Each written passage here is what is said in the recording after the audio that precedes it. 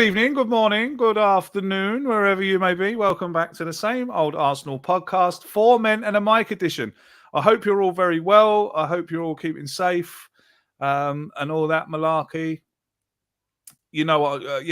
I'm getting sick of saying that kind of stuff now. I think it's all kind of calming down a bit now, isn't it? The old coronavirus. It certainly is over here anyway. Yeah, I hope you're all well. Sorry that we didn't come on Sunday with Graham. I had a bit of a wobble and I fell off the wagon, but I'm all right again now. So my apologies. We'll bring that show to you as soon as we can. We might do something on Sunday if he is available. Danny's not with us this evening. Unfortunately, he's got a bit of a dicky tummy, so he's watching. He's actually there in the chat box. Hello, mate. How are you? Hope you get better soon. I hope that bug goes away soon, mate. So, lads, James, how you doing? I'm very well, thank you, mate. Always better when I'm graced by your beautiful face. Oh, well, I don't like to say it, but, when someone else says it, Well, if I had a beautiful face, I wouldn't want to be sitting here anyway. Talking of beautiful faces and sitting here, Chris, how are you? Hello. I am, well, I was about to say I'm fabulous, but we're not allowed to celebrate anymore. So, I'm just going to keep it low key and say I'm alive, I'm breathing, and I think that is acceptable. And I think we're allowed to say things like that. But should we just go to the Wolves Twitter feed to find out, see if it's okay? Yeah, do actually. Yeah, just go over there and see can we talk about tonight's game. In the chat, hello Danny, hello GB, hello Hambo, and hello, oh my dearie me. I'm not even going to try and pronounce that one. I'll just Albrecht Schultz. Yeah, Albrecht Schultz. Albrecht Schultz. Austrian. Albrecht Schultz. I hope I've got that right. Thank you very much for coming along. James, we sat here last week. We were all a bit nervous about going to Wolves. We come away with 3 points. What a performance. Yeah, where to start, mate? Again, another sending off for us. Seems to be a common theme, but the performance, the result, everything I could have hoped for. I thought we started that game a lot better than I was expecting us to. We really came out the blocks firing, after those games against Burnley and Liverpool, where it was a pretty slow, sluggish start. This was, I don't want to say the polar opposite, but we certainly started with a lot more ambition. We looked a lot more ruthless, and we really took the game to Wolves, which is something we haven't done in recent weeks. And after having those, as I say, pretty poor performances, we kind of got the camel off our back, and it was really good to see. Absolutely. That trip to Dubai, Chris, seems to have worked. Done him a treat, didn't it? Did him an absolute treat. And do you know what? I was just looking at some of the numbers from the actual game because after I'm sure we'll get to the goal and the sendings off and stuff like that. But it felt to me like we were under the cosh a lot more than the numbers actually suggest. I mean, they had a lot more possession than us, but when you go down to 10 men, you expect that. But they had 15 shots, we had 12. We only had 2 on target, which sums up us really in terms of our striking threat, I guess. But they only had 4. They had a lot more passes than us, but I feel like most of the weighting of stats seems to have been from that 20 minutes from when we were down to 10 men. So it was massive. It was battling. It was like the backs to the wall type stuff that reminded me of the Liverpool game. And even though it's terrifying when you actually watch it, when you then think back at it the next day, like I don't know about you guys, but I was like randomly just walking through because I work from home. I was just walking through my house, like need to go and get a drink of water, and I go downstairs and I'd be walking down the stairs going, "Come on," just like for no reason whatsoever. It's like 12 o'clock on a Friday afternoon, and I've suddenly been reminded that we beat Wolves. Come on. Although I didn't do it too much, obviously, keep it low key. Yeah, got to keep it low key because, like you said, the Wolves don't like us celebrating. I hope now if we beat them at the Emirates, the celebrating is twice as loud and twice as that. That will be good fun. That will be good fun. Yeah, James. Some people on social media were actually like downgrading this win. People, it was just Wolves. We should be beating Wolves. It was we beat them with 10 men. Oh, it's not great. It wasn't great football and this, that, and the other. And then, of course, they come down and go up the road and do the others over 2-0 quite easily that we were talking about off air. Now, I do believe, if my stats are correct, that Aaron Ramsdale and is it Jose Sarr? Yeah. Are leading the way with clean sheets. I think. I think it's Edison at the top, Allison and Ramsdale joint on 11, and then Jose Sarr just underneath him. Well, I mean, even still for Wolves, you know, they've got a good. That proves to me that they've got a good defence, right? So we go up there, we beat them, and then we don't just beat them, we beat them in 10 men. And then my point is, they come down to Spurs and and absolutely annihilate them. In my opinion, that 1-0 away victory, you know, down to 10 men, doesn't look too shabby all of a sudden, does it? No, not at all. And I don't know how you can really downplay that result. Yeah. I think maybe it's because the performance when we went down to 10 men was a little bit, I don't want to say average. It was a really good defensive performance, especially from, I thought, Rob Holding when he came on. Wolves' tactic of kind of just crossing it relentlessly and him dealing with every single cross that came in. It seems to be, it's not an ideal transition, but when you go from 11 to 10 and you're able to bring someone like Rob Holding on and go into a deep block and know that you're going to be okay because you've got him to do that, I think it's a huge asset because in the past, when we have gone down to 10 men and you've kind of got no choice but to go in that deep block, we've not had the option to kind of go to a back five, or if we have, we've not had the caliber of player to go into that low block, and we've ended up throwing the game. So to hold on with 10 men for a good half-hour period against the top side away from home with the likes of Podence, Raul Jimenez, it's a really good result. It's a really, really good result. They've only lost one more game than us this season. Yeah. There's not a lot of sides that are going to go to Wolves, you know, even play them in their own home turf and win that game. Spurs being the prime example of that. And there's a lot of other teams that will go to Molineux and really, really struggle. Top teams, I think, you know, the likes of Liverpool, City will go there and have a tough game. And I think, you know, granted, we didn't create a lot of opportunities. I think we knew going into the game there would only be a few chances in this game and maybe a few half chances. But I thought we created 3 really good opportunities to score. First of all, the corner where we got the goal. Gabriel's done really well to toe poke that home. But then also that beautiful bit of play with Saka and Ødegaard. And if you've got a top striker in the box, they put it low and underneath the keeper. Unfortunately, Lacazette's put it straight at Sarr. Yeah. And then that other opportunity Lacazette had, which I think is a bit more difficult than people are making out given the angle it was. But again, you'd expect a top striker to finish that. So on another day, we could have won this game. I don't think we'd have won it any more than 2-0, but the chances were there. We certainly did create them. It's not a case of we did nothing in this game and we're lucky to win it. We did do enough to win this game. Yeah. And then we're defensively stout to see it out. So yeah, really, really pleased with the performance, and no way you can downplay that result. No, absolutely not. I mean, I saw it. I mean, now probably looking at the wrong accounts. You know, the Arteta out as well. You know, everything's Mikel Arteta's fault. The beast, the best. That's what I was looking at. That is exactly what I was looking at there. It's not clean sheets. It was expected goals prevented. They're both up there, I believe. Chris, the goal. Coming from, it comes from an outlet you wouldn't expect. Like James says there, Gabriel in the right place at the right time to poke that home. But I want to go back to what he said about Lacazette. A lot of people, James has said there about the angle. I'm going to respectfully disagree. And I'm with him on what he says about, any top striker, that is bread and butter. That, it's going in the goal. I mean, of course it is. You put, I can go back now and talk about Thierry Henry, but if you put Thierry, it's in. Do you know, it's in. Alexis Sanchez, it's in. Robin Van Persie, probably it's in. Martinelli would probably put that away, yeah. But overall, even though we're talking about that miss, I thought Lacazette played really well against Wolves. Yeah, he did. But the problem is it's a bit like the Granit Xhaka syndrome, isn't it? The Granit Xhaka syndrome is basically he could have a good game, but then he boots one into his own net. Or he can have a good game and then he shirt pulls and concedes a penalty. Or he can have a good game and then he picks up a silly yellow card, having shirt pulled halfway through the game, and he gets himself sent off. So, and people only ever think about those stupid moments. And with Lacazette, people only think, and I'm the same, I'm guilty of this as well. I think back on that game, and all I'm thinking about is that missed chance, which again, Martinelli was slipped in almost that exact same position and puts the ball away.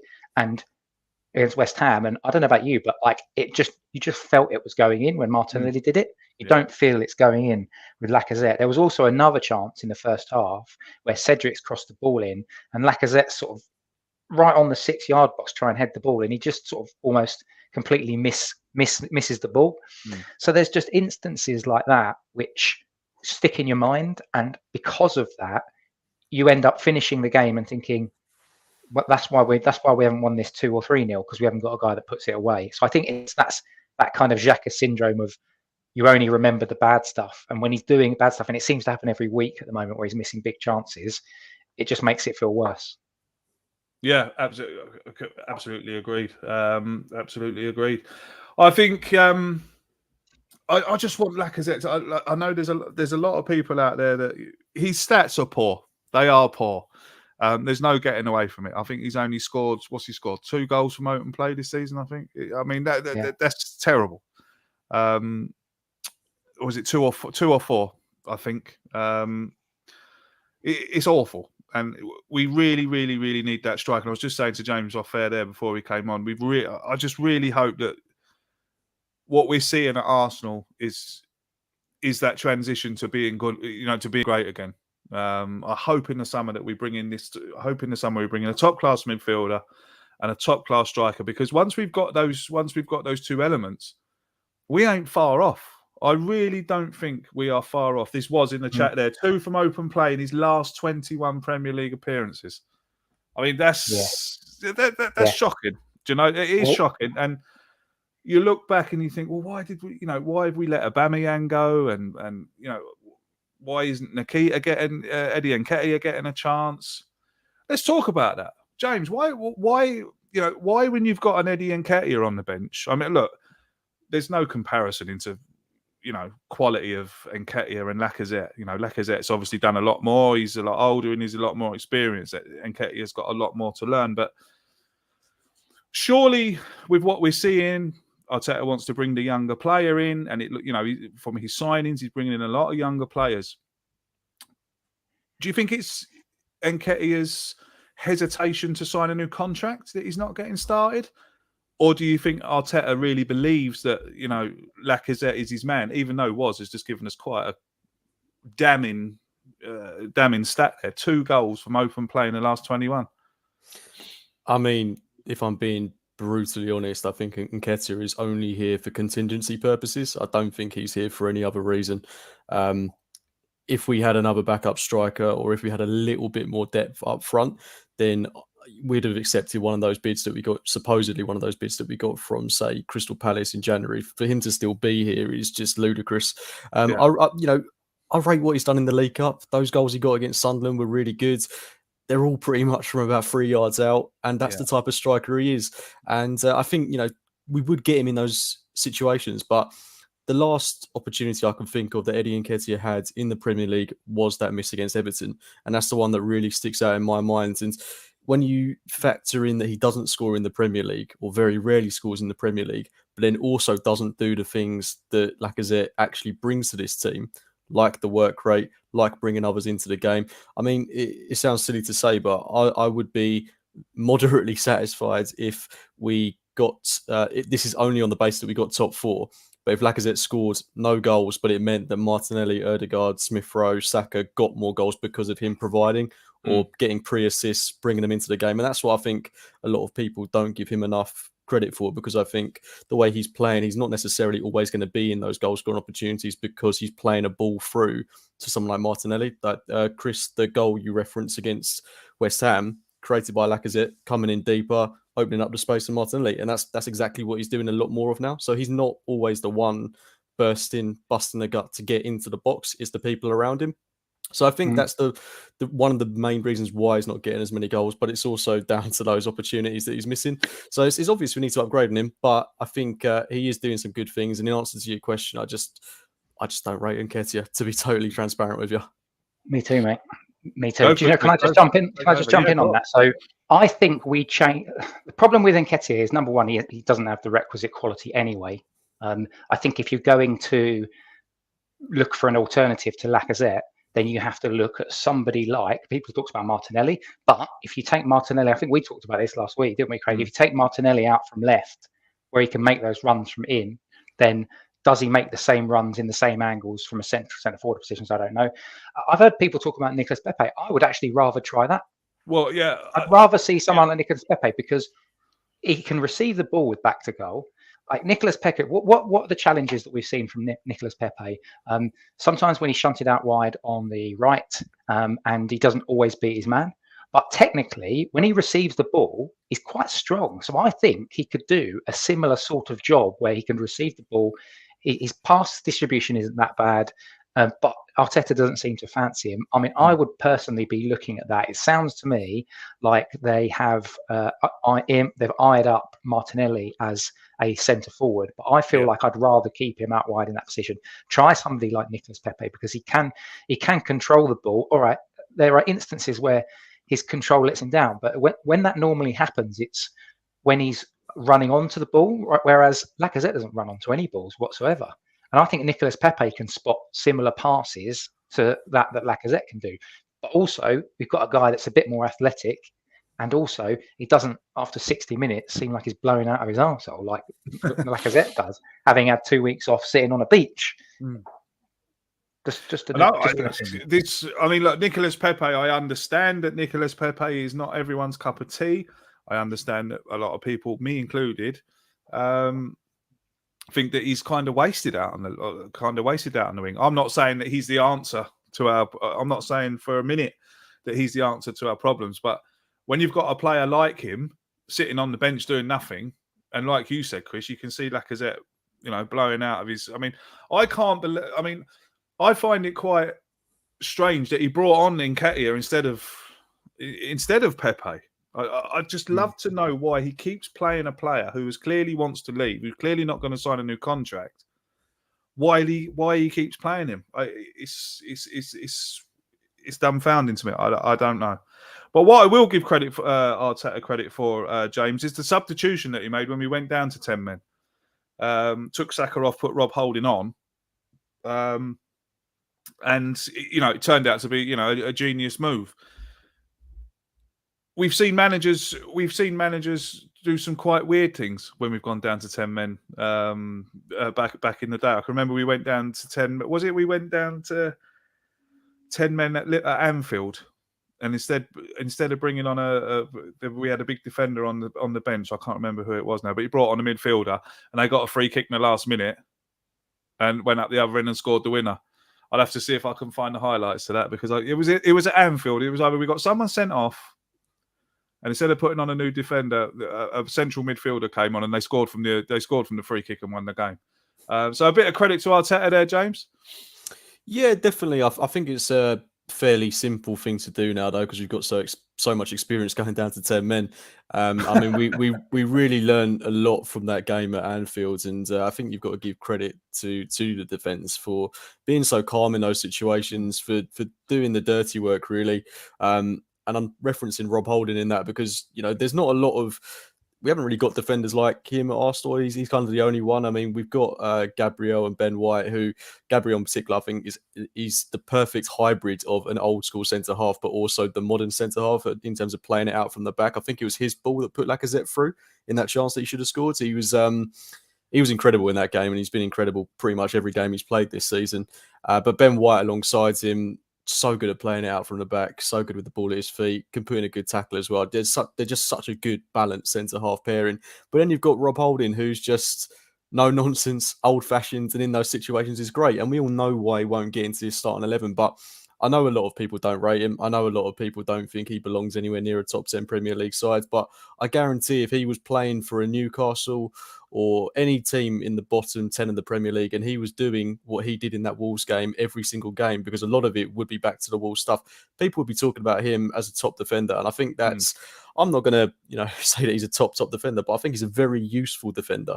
I think if he's happy to be a bit part player in this Arsenal team, kind of play that Pascal Segan role, I'm very happy for him to carry on at the club for, the next few years, because he's such a useful player to have in the team. And when you think we've got William Saliba coming in next season, we've got 3 defenders that are very, very modern, that are very good at playing it out with their feet and then you've got Rob Holding, which is the polar opposite to all of them. Mm. And it's a really nice variation of centre backs. Do you know what I was just going to say, just to add on to that, Craig and Cookie? One thing was actually said on Twitter, which made me chuckle. It was like Rob Holding doing exactly what he does best, which is be a League One defender, which kind of maybe is a little bit harsh. But I think the kind of concept around it, you're right. And what you've just said, James, is absolutely spot on. Like, we've seen this time and time again, where you see goalkeepers who make lots of saves every week playing for teams towards the bottom of the league. And everyone says, oh, they're absolutely stunning. What a great goalkeeper. Imagine what would happen if they were playing for Man United or Arsenal or Liverpool, whatever it was. Well, the reality was, is if they were playing for Arsenal, Liverpool, Man United, is that they'd have nothing to do for most of the, well, you can't say that about us recently, but they'd have nothing to do for a lot of the games. And so it's about concentration. And then when you are called upon doing it, Rob Holding is a good, decent, solid penalty box defender. And when we need, he's the absolute archetypal perfect.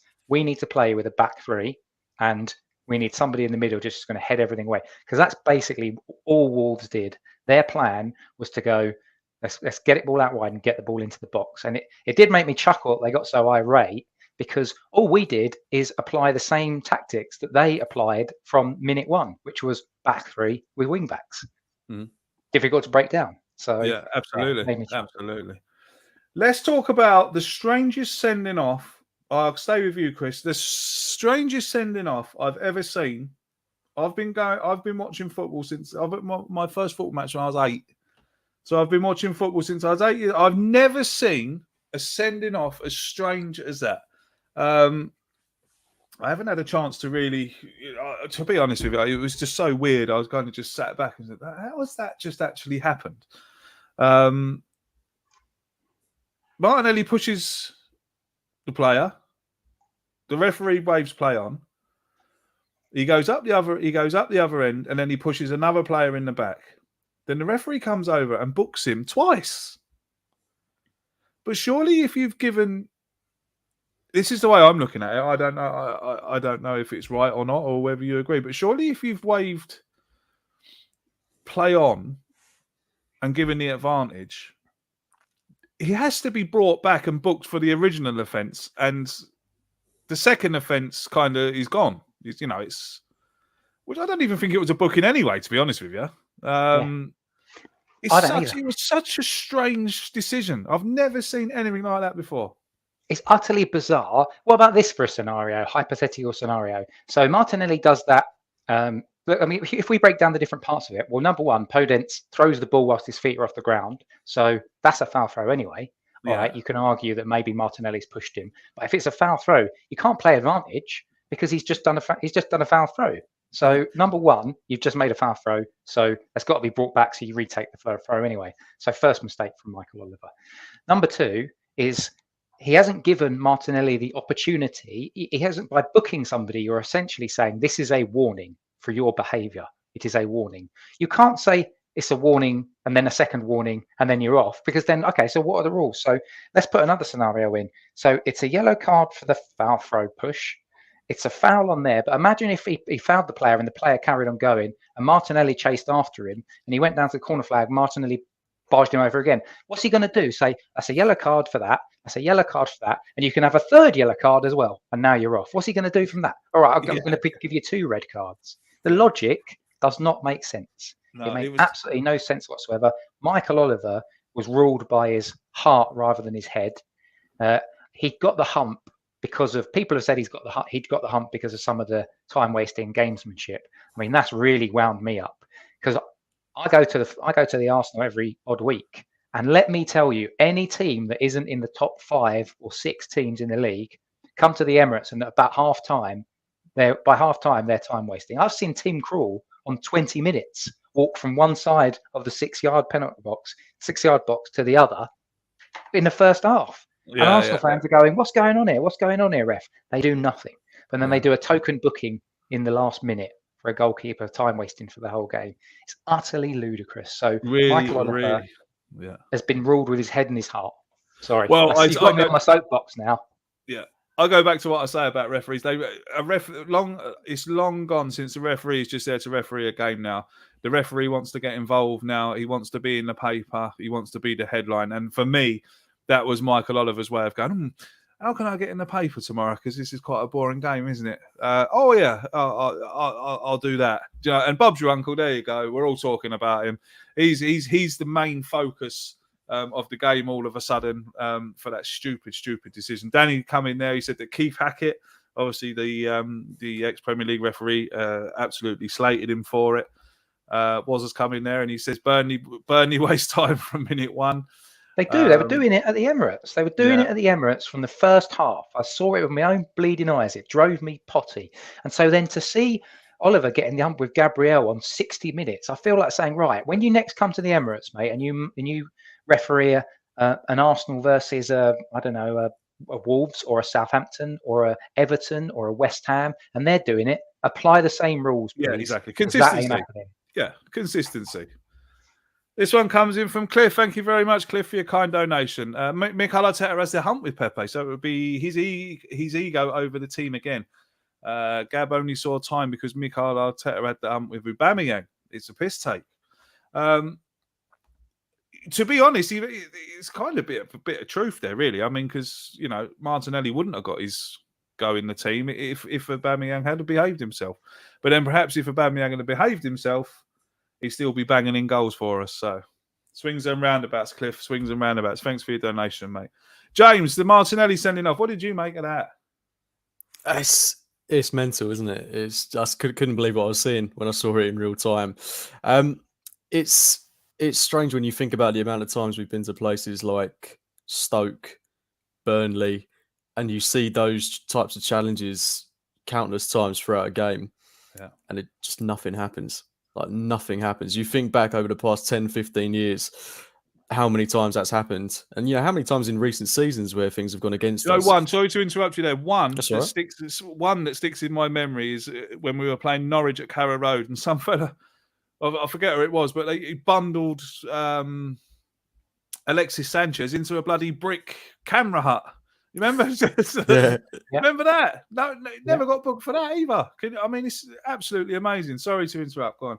No, that's all right, mate. I was just going to say, you know, I'm not saying that we're a team full of meatheads anymore, but, you know, given that we've got a bit of a tougher team, you look at our back five, they're big guys, you know, they're pretty no nonsense. And then you look at some players that have got a bit of bite about them, like Gabriel Martinelli. We're not really... I'm not saying we're a hard team. I'm not saying we're a soft team. I think we're somewhere in the middle when we play the game quite intelligently. I mean, it sounds silly given that we've got so many sendings off recently, but I think we're starting to find that balance a little bit more between when to play hard and when to be intelligent. And I don't think referees... It sounds silly. I don't think they like it. I don't like that we're, you know, not playing the Arsenal way sometimes, and we've got a bit about us now. And it kind of falls into a sort of unintentional bias against us almost. And I think it's kind of, there's always been something about Arsenal, whether it be refereeing, whether it be the media, going off on a massive tangent here, but you just look at the way media outlets talk about us when things are going well. You look at the refereeing decisions that go against us when things are going well. It's just really, really weird. I'm not sure why it is, because you don't see it you hardly see it with Man City, maybe because no one cares about them that much. You don't see it that often with Liverpool. You hardly ever see it with Liverpool. But it's always Arsenal. It always seems to be Arsenal. Always Arsenal. Chris, are we refereed differently? I mean, I was speaking to James about this off air just before we came on. For me, it was the game at Old Trafford. I mean, look, I'm sure there's older fans out there that will be able to tell me loads of other times it happened, but for me, it was the game at Old Trafford. 50 wins, you know, how we came away from that game with no points, how Manchester United came away from that game with 11 players on the pitch will always be a question that I can never, ever find an answer to. And I think ever since then, Arsenal have been refereed differently. And has it, in your opinion, got anything to do with about what Arsene Wenger said? You know, what Arsene Wenger, I think he had a press conference once and he actually went to town on the referees, didn't he? And ever since then, it seems like there's been this vendetta against Arsenal. When you see some of the decisions that have gone against us, and I always bring up that David Luiz one at Wolves last year. I mean, how has VAR not overturn that red card. It's absolutely amazing. And when people say to me, "Oh, you bloody Arsenal fans, you're always moaning," when I actually sit them down and say, "Right, okay," I was actually done it at work the other day. There was a fella, "Oh, you're always moaning, you're always." I said, "Right, come here, sit down," and I played him a compilation that was on YouTube of all the bad decisions we've had, and he actually went, "Oh yeah, all right, you might have a point," So it's ludicrous, and I totally believe there's a vendetta against Arsenal. I really, really do, because even some of the challenges that are going in on Saturday, no bookings. What about the one on Martinelli that James brought up? Kilman. Yeah, that's a yellow card. Do you know what's interesting? Do you remember the game against Swansea at the Emirates? It was John Moss who was the ref, and Granit Xhaka was sent off, and it was right by the touchline. And it was basically, I can't remember who the Swansea player were, but he just did the old push and run beyond him. And Granit Xhaka brought him down. It's your textbook around the halfway line, yellow card. Everyone sees it. All right, Granit Xhaka's got a yellow card there. It's one of those good yellow cards to have. John Moss, nope, straight red. But that decision process has never happened again since. I'm sure someone even said to me they changed the rules so that because of that incident. It feels like Arsenal are a test case sometimes, doesn't it? It's what exactly? How can we test the limits of what is acceptable? Maybe we should try 2 sendings off within one passage of play. Let's give that a go.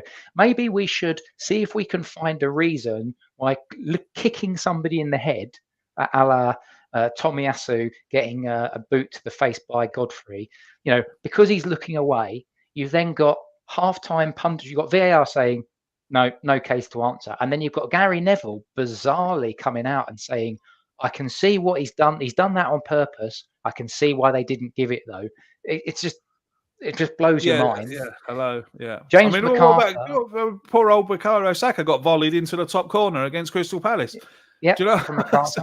It's bizarre. There is definitely an unconscious bias. I've got some thoughts on. I've got a theory on that. I feel like we've been seeing. I think I might have said this last week. We've seen the same referees refereeing our games for at least 10 years. They're doing the same things. They know the same players. We don't have players that are.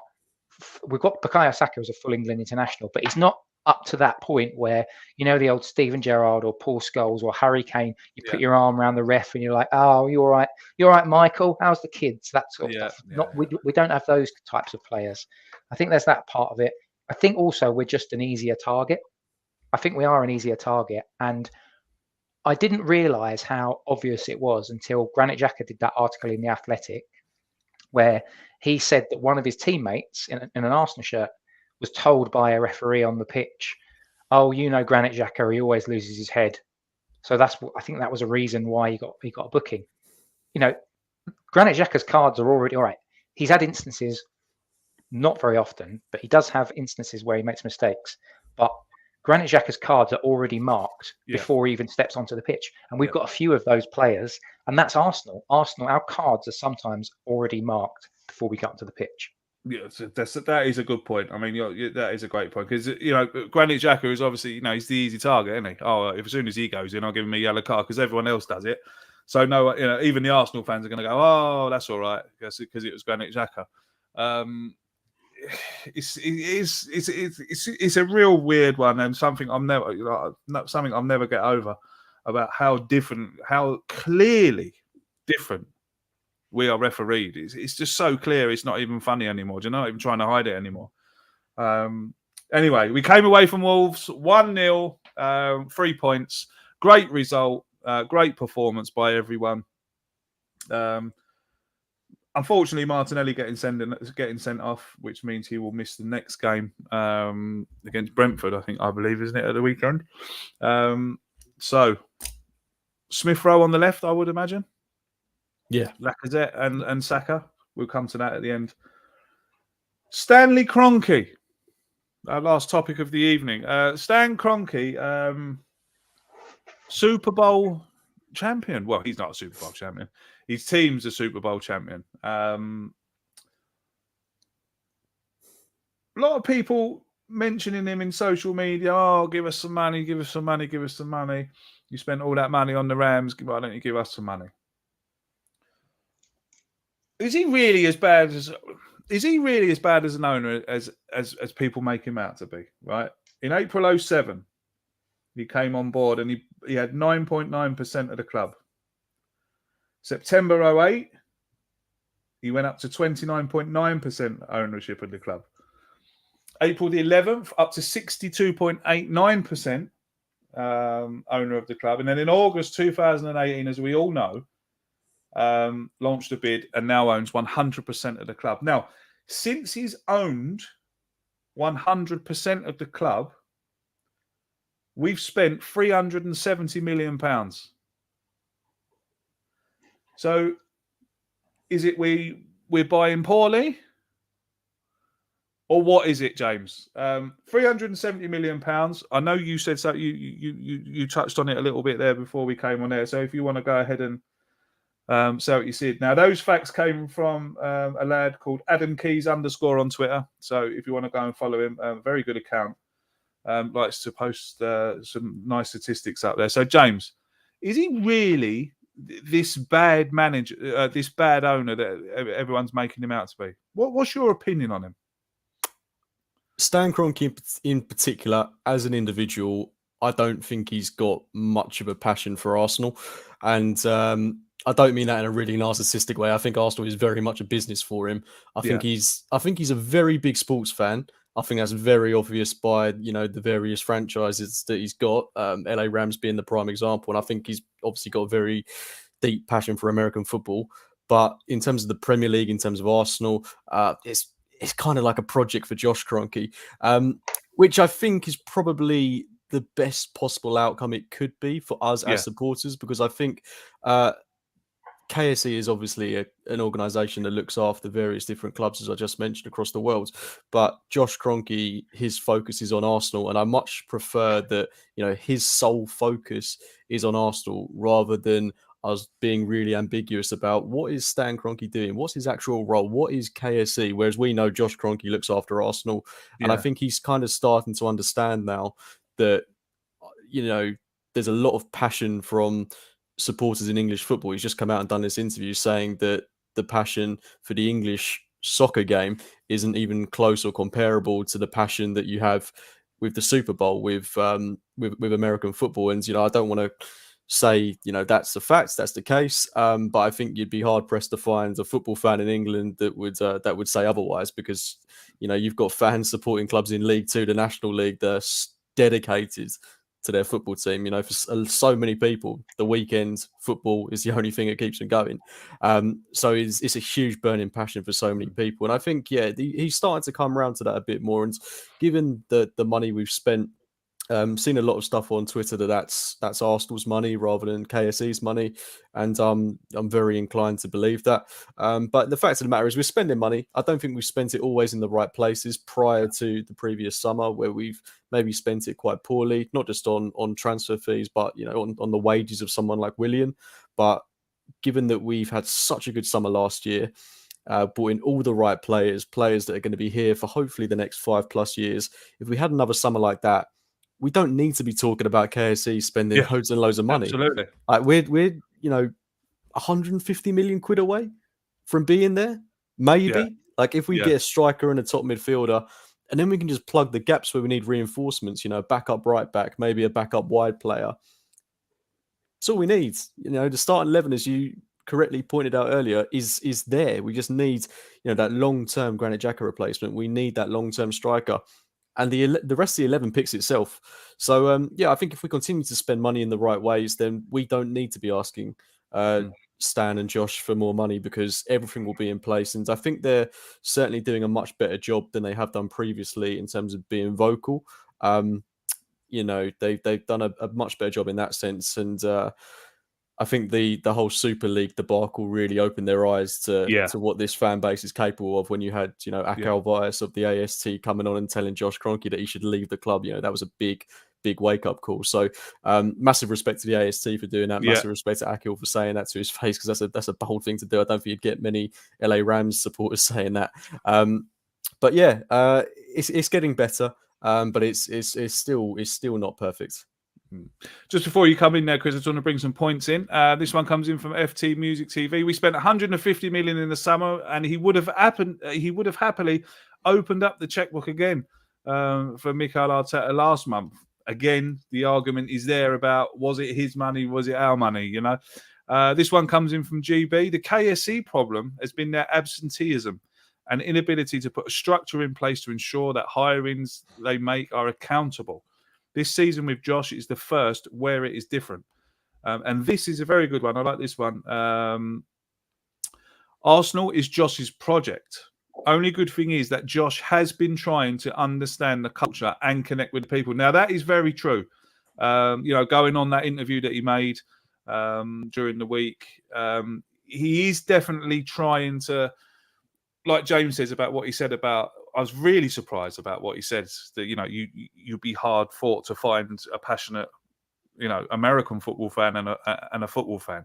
I mean, he's right. I thought the Super Bowl was a pottery program, but like, he's really trying to understand what it means to be an Arsenal fan. Chris, what would you agree with that, or are you on the side of James? Or, and a lot of other people are saying, "Oh, but it's only our own money. He's not putting his own money in his hand in his pocket." Well, let me play the role of the prosecution. For those who are listening in audio, Chris has just presented a dossier. I have many problems with KSE. And a lot of it, the fabulous listeners have already pointed out. So I'm going to be repeating some of this stuff. KSE have not put, we don't know that they've put their own money in because they have delisted, or whatever the financial term is for their accounts. We don't get much visibility on it other than what's on Companies House. So we don't know how much they've invested. So to say that they've put money in is wrong because we don't know that. I asked myself, who does it benefit for that information to not be in the public domain? It benefits KSE because then they can position things from a PR perspective in their favour. Oh, look, Arsenal have spent all of this money. Look what KSE are doing. They're bankrolling it. Well, maybe not. Maybe KSE have given. We've heard stories of bridging loans, of KSE saying, well, we'll front the bill for it all. But they're not physically putting up their money. They're just effectively leveraging Arsenal to say, look, we're good for it when they want to get these bridging loans out. So they've not, as far as we're aware, they've not spent their own money. They've delisted from all of the accounts so that we don't get visibility of that information. In terms of their running of the club, we all agree that things are starting to get better now, and some good decisions have happened in terms of some of the players that have been brought in. But let's not forget, 2018 was 4 years ago, and we've also had two eighth place finishes. We've also overseen some shocking decision making. We've seen Kia Jarabshan waltz in, steal a little bit of the family china, and waltz out again with his bags full of money, and that's all happened on KSE's watch. I think KSE's problem has been as somebody's already said, their inability to appoint the right people, and that comes from absentee owners, from not really paying attention to what's going on, from looking at us from across the pond and thinking, oh, they're okay, they're just ticking over. And in elite sport, you only have to do that for a very short period of time before that ends up being a real problem. That ends up seeing the car crash that we've seen. They own a lot of sports franchises. They've got a lot of knowledge, but I don't know what that knowledge has done in the 4 years. I mean, we've only, like I said, only this season have we really started to see a turnaround. So we've had 4 years of KSE's knowledge, management consultancy fees even, that they took out at some stage in the club. And I don't see the benefits of all of that sporting knowledge. So we've got absentee owners. They've got all of this sporting knowledge that they don't seem to be able to translate into success. They've made everything a little bit more murky and cloudy because they're not sharing and they're not transparent with us on how Arsenal are spending its money. And with regards to Josh as well, Daddy's a rich man. Daddy can pay for quite good PR lessons. I reckon if my daddy was a rich man, he could pay for some pretty good PR lessons for me, and I can sit in front of cameras and say very nice things that don't really mean anything. So all in all, I think my my case for the prosecution should probably finish there because I'm waffling. But I think it's fair to say It's not that waffle, mate. my love of KFC is very nice. KFC, yeah, KFC, yeah. very, very different. No, that wasn't waffle at all, mate. That was actually a brilliant section. Again, it's hard to do. It is hard to disagree with you, but then I can hear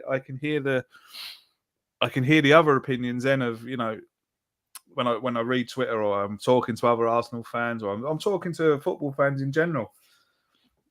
I can hear their side of the story as well and say, well, I'm the type of fan that won't go into that kind of thing like you've just done there, Chris, right? Even though it's brilliant that what you've just said, and it's opened my eyes up a bit. Perhaps I should do a bit more research like that. But I just want the players on the pitch. I don't care where it's got to come from or who's going to pay for it. Just put them on the bloody pitch, and let's win some football matches. Because, like I said before, I think I said it last week. I will not watch that All or Nothing documentary. I'm not interested. I am not interested one bit what goes on behind the doors. 3:00 Saturday or Thursday, 8:00 or whatever it is. That's the only time I'm interested in watching anything about Arsenal. Brentford at the weekend. Martinelli out. James, I suppose the team, like you said, picks itself. Tommy Yasu, I believe, back in training. The only change I can see really, mate, is Smith Rowe out on the left for Martinelli. Would you agree with that? Yeah, pretty much. And I'd love to see Pepe get half an hour in this game if things are going well, because I think he's coming right off the back of a red-hot AFCON, where he's had a great tournament, and I'd really like him to keep that momentum going, even if it's just half an hour off the bench. I don't think he's going to get a starting berth in this team. And, I'm inclined to agree with that in a minute, not just because I've got anything against Pepe, but that three behind Lacazette, Smith Rowe, Ødegaard, Saka. Yeah. We saw it a few times earlier on in the season. I think we saw it away at Leicester, where it performed really, really well. Yeah. And that's as mouth-watering as having Martinelli in there. And I think Smith Rowe brings something so different to this team that Martinelli does.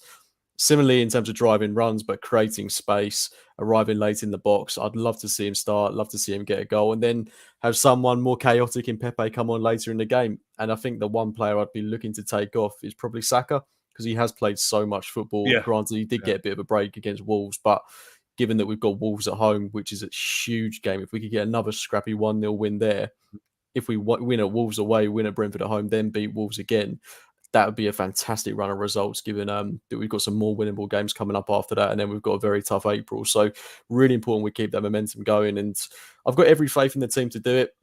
It's easy to look at games like Burnley and think that we might have a hiccup, but I do think that was very much a hangover of the injuries we had. We've got a proper midfield now with Xhaka and Partey back. I know some people don't rate Xhaka, but I think that's definitely our strongest midfield too, and it does perform well. Proper defence, exciting front four. We've got someone who can genuinely change the game in Pepe on the bench. I'm excited. I'm looking forward to it.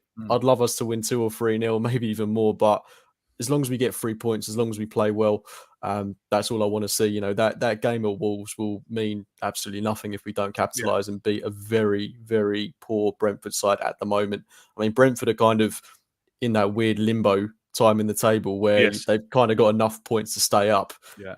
But now they're playing really badly, spiralling into such a poor run of results, but they've still not got to worry too much because they're still quite significantly above the relegation zone. I think we're playing them at a good time. I just hope, we get the business done. Isn't that called doing a Charlton? Good call, doing a Charlton.